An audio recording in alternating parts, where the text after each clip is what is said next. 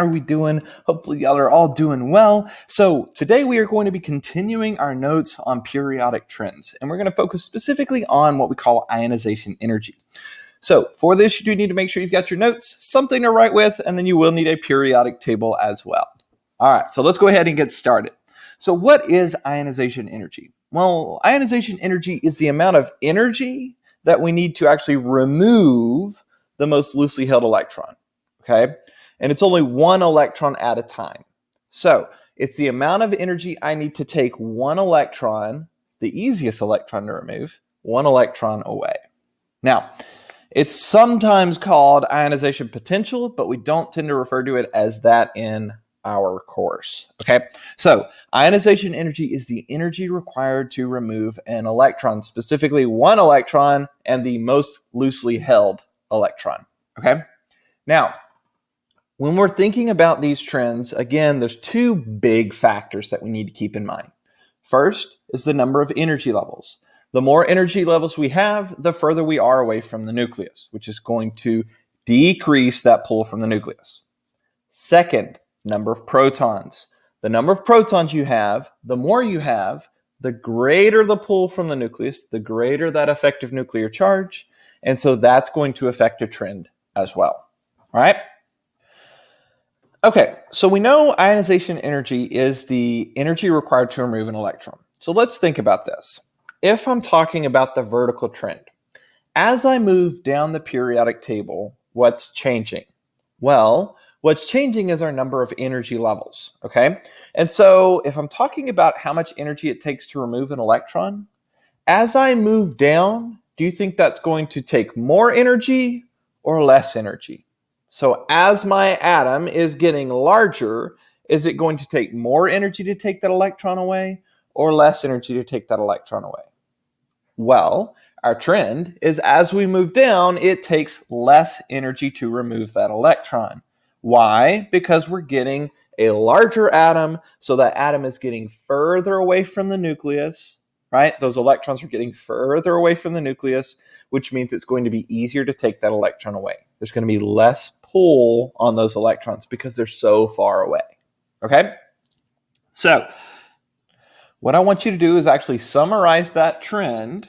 All right, so summarize your trend, the vertical trend for ionization energy. Pause your video, summarize the trend, and then we'll go over it.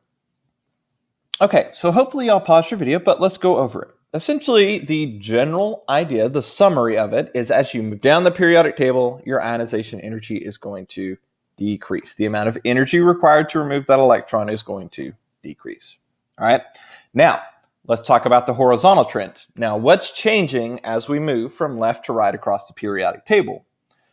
Well, the big thing that's changing is electrons and protons, right? We're getting one of each time we move to the right, okay? So as I move from left to right, I'm going to have one more electron and one more proton. Now, here's the thing, though. Those electrons are not what's going to be causing that pull from the nucleus, right? That's going to be your protons. So if I move from left to right, is the pull from the nucleus going to increase or is it going to decrease? As I move from left to right, I'm going to increase my number of protons, increase that nuclear charge. So if I'm increasing my nuclear charge, I am also going to be increasing my effective nuclear charge, that Zeph that we have. So if I've got a greater amount of Zeph or pull from the nucleus, I'm going to have a greater ionization energy.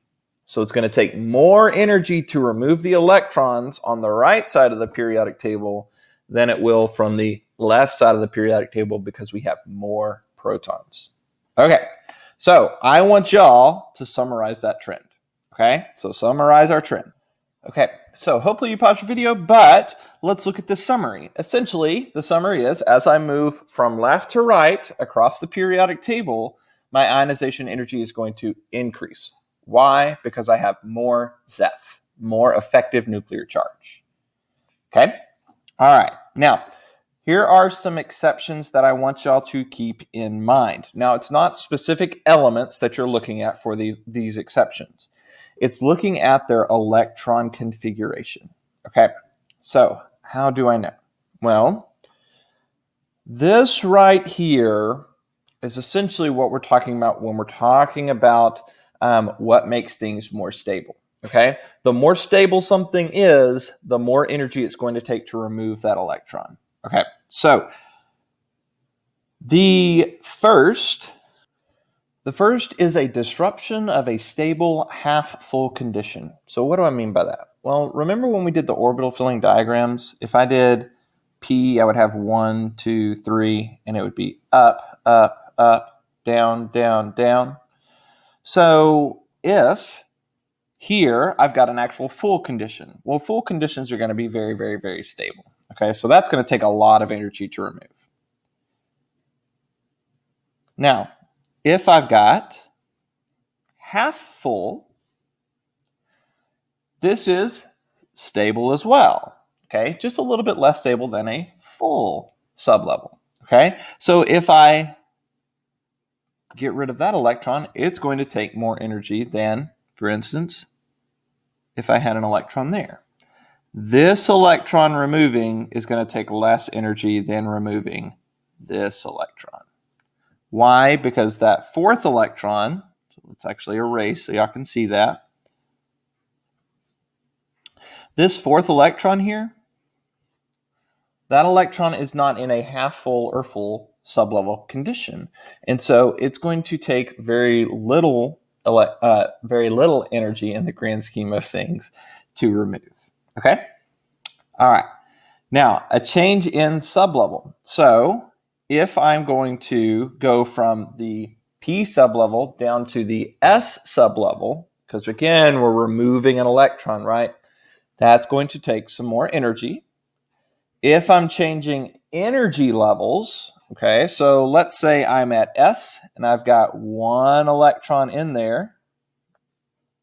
So if I have S and there's one electron in there, if I remove that electron, it's not going to take a huge amount of energy. Why would that not take much energy? Well, because it's going to become more stable by removing that electron. Okay?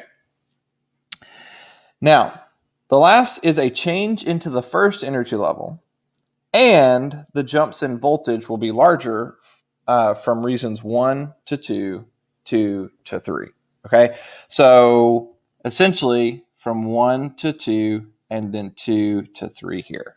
All right, and essentially what we're saying is that as we're moving across that or down that periodic table, as we're removing one electron, basic trend is the most energy is going to be a full energy level. So the complete energy level is full.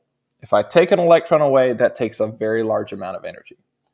The next is going to be a full sublevel. So full sublevel would be like S2 or D10 or P6.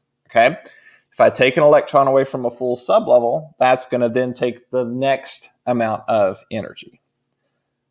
Last would be our half-full sublevel. If I take an electron away from a half-full sublevel, again, it's going to take much more energy. Now, I did talk a little bit about if I had these 4 electrons here, removing that fourth electron is not going to take that much energy. Well, when I take this electron away, what happens? Well, this energy level, or this sublevel, now has 3 electrons. Now it's half full, and we know that half full is going to be more stable. Okay? All right. So let's take a look at a couple of practice problems, and then we will be done. All right? So which has a higher ionization energy, magnesium or barium? And all right, so I've got magnesium. Magnesium is number 12 on the periodic table. It's in period 3, so energy level 3. I've also got barium. Barium is number 56 on the periodic table. It's in the 6th energy level. So it's in energy, or it has 6 energy levels, right? 6 orbits that it's going to fly around. So which is going to have a higher ionization energy?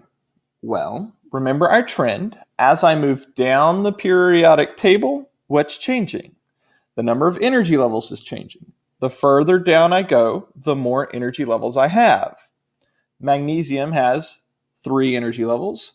Barium has 6 energy levels. So which one's going to have a higher ionization energy? Well, it's going to be the one that's closer to the nucleus. Okay, so the one that is closer to the nucleus is going to be the one with the least amount of energy levels. So that would mean magnesium has a higher ionization energy. Why? It has fewer energy levels. Okay, so I want y'all to pause your video and solve this next one. Which has a higher ionization energy, aluminum or silicon? And why? So pause your video, solve it, and then we'll go over it. Okay, so let's look at this. So silicon would actually be the one that has a greater ionization energy, a higher ionization energy. Why? Because silicon has one more proton, and since it's got one more proton, it's got a greater ZEF, a greater effective nuclear charge. All right? So I'm going to actually leave the rest of these two, and then the practice down here at the bottom. I'm going to leave all that for y'all to do for practice, and we will finish up the lesson for now. All right? So that is it. Hopefully y'all have a great rest of the day. Let us know if y'all need anything. Bye, y'all.